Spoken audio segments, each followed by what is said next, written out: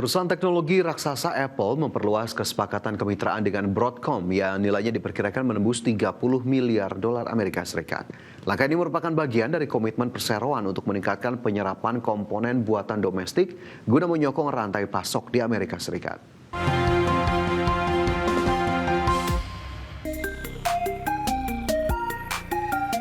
Produsen gawai pintar iPhone yakni Apple Inc. menyatakan bahwa nilai kesepakatan yang diperluas dengan Broadcom Inc. diperkirakan akan melampaui 30 miliar dolar Amerika Serikat.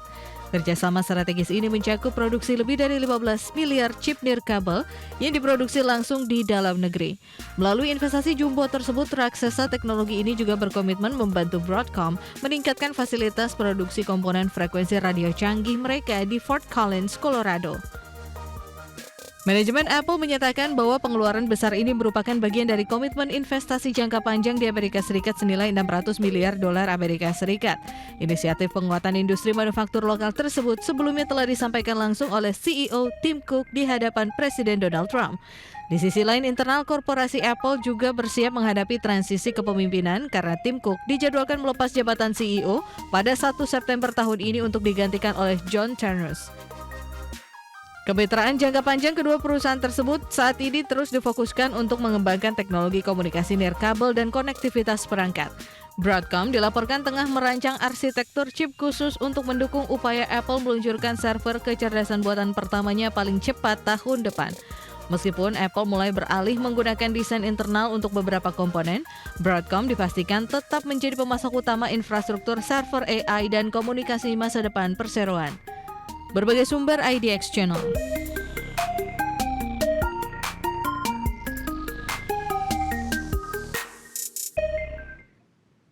Anak perusahaan Allianz SE yang bergerak di bidang layanan assistance dan travel insurance yakni Allianz Partners berencana memangkas hingga 1.800 posisi karyawan di seluruh Eropa. Langkah efisiensi ekstrim ini terpaksa diambil seiring dengan upaya perusahaan untuk mengimplementasikan solusi melalui kecerdasan buatan atau AI. Raksasa asuransi Allianz Partners mengkonfirmasi rencana pemangkasan hingga 1.800 posisi karyawan di kawasan Eropa. Kebijakan pemangkasan hubungan kerja berskala besar ini secara terang-terangan dipicu oleh transformasi digital yang didorong oleh teknologi AI. Pihak manajemen secara terbuka menyebut implementasi solusi kecerdasan buatan menjadi alasan utama pemangkasan tersebut demi menekan beban operasional. Guna meminimalisasi dampak sosial, manajemen menegaskan skema pengurangan karyawan akan dilakukan melalui jalur negosiasi bersama Dewan Pekerja. Proses penyesuaian organisasi tersebut akan dieksekusi secara adil lewat penawaran perjanjian pesangon serta program pensiun dini. Adapun perluasan opsi pengurangan diri sukarela ini dipastikan akan mencakup wilayah Spanyol, Prancis, Jerman, Italia hingga negara-negara Benelux. Langkah efisiensi ini kian mempertegas kekhawatiran global terkait bagaimana teknologi otomatisasi akan mengubah lanskap dunia kerja. Berdasarkan data riset Bloomberg Economics, setidaknya 27% pekerja di negara-negara maju kemungkinan besar akan terdampak AI secara signifikan. Selain Allianz, unit asuransi utama Munich Re yaitu Ergo juga dilaporkan berencana memangkas sekitar 1.000 posisi di Jerman dengan alasan serupa. Berbagai sumber IDX Channel. Pemirsa, Presiden Prabowo Subianto dan Perdana Menteri India Narendra Modi resmi meluncurkan revitalisasi Candi Prambanan. Ya, kerjasama pemugaran kompleks Candi Prambanan ini diharapkan bisa lebih mempererat persahabatan antara pemerintah dan rakyat kedua negara. Presiden Prabowo Subianto dan Perdana Menteri India Narendra Modi resmi meluncurkan revitalisasi Candi Prambanan. Prabowo menyebut Candi Prambanan memiliki makna yang mendalam bagi kedua negara karena menjadi pengingat kuatnya hubungan peradaban yang terjalin selama lebih dari 1.000 tahun.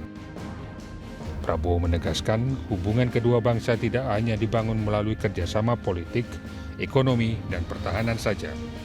Lebih dari itu, hubungan Indonesia dan India sudah lama terbentuk dari jejak sejarah, nilai budaya, dan ilmu pengetahuan yang kuat. Kunjungan ini memiliki makna yang sangat istimewa.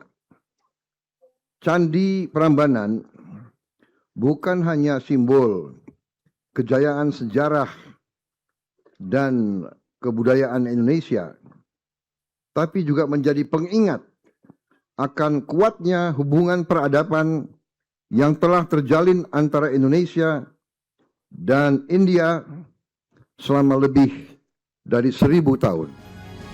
Kerjasama pemugaran kompleks Candi Prambanan ini diharapkan bisa mempererat persahabatan antara pemerintah dan rakyat kedua negara. Tim Liputan, IDX Channel.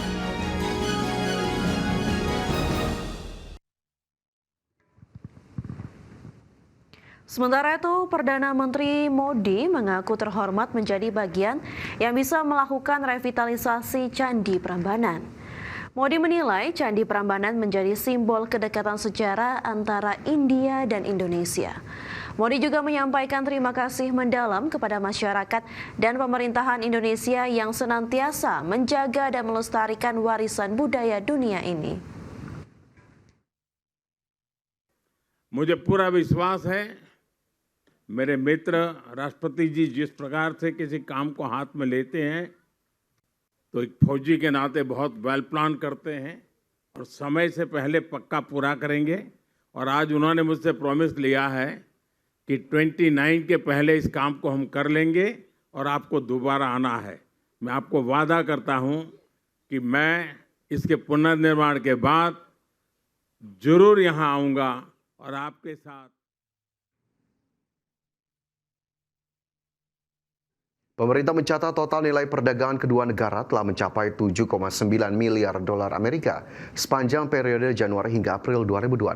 Hal tersebut menegaskan posisi India sebagai salah satu mitra dagang strategis Indonesia.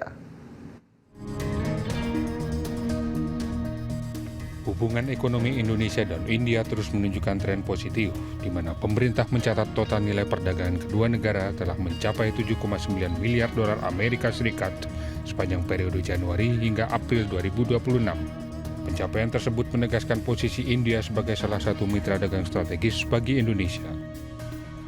Adapun sepanjang 2025, nilai perdagangan antara Indonesia dengan India mencapai 23,2 miliar dolar Amerika. Dari jumlah tersebut, ekspor Indonesia ke India mencapai sekitar 18,3 miliar dolar Amerika Serikat. Dari sisi ekonomi, India merupakan tujuan ekspor terbesar ketiga bagi Indonesia, sedangkan Indonesia merupakan mitra dagang terbesar ke-8 bagi India. Berbagai sumber, IDX Channel.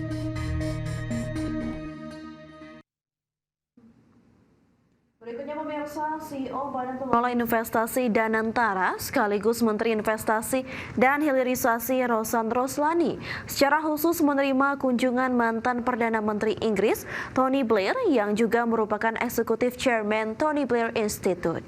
Pertemuan ini membahas peluang kolaborasi Danantara Indonesia Trust untuk mendorong program-program filantropi global.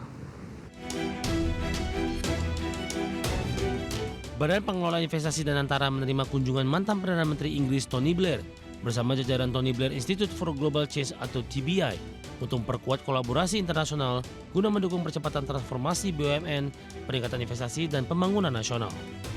Dalam pertemuan tersebut, CEO Danantara sekaligus Menteri Investasi dan Hilirisasi Rosan Roslani menegaskan pertemuan Danantara dan Tony Blair membahas berbagai peluang kerjasama strategis yang dapat mendukung agenda transformasi BUMN melalui penguatan tata kelola, pengembangan sektor-sektor strategis, serta peningkatan daya saing Indonesia di tingkat global. Fokus pembahasan juga mencakup potensi kolaborasi dalam pengembangan kawasan ekonomi, percepatan hilirisasi industri, pembangunan infrastruktur, transformasi digital, hingga penguatan kapasitas kelembagaan melalui pemanfaatan pengalaman dan jejaring global yang dimiliki Tony Blair Institute. Sinergi antara Tony Blair Institute tersebut diharapkan mampu menghadirkan best practice, memperluas akses terhadap investasi berkualitas, serta mempercepat implementasi berbagai program strategis nasional. Dari Jakarta, IDX Channel.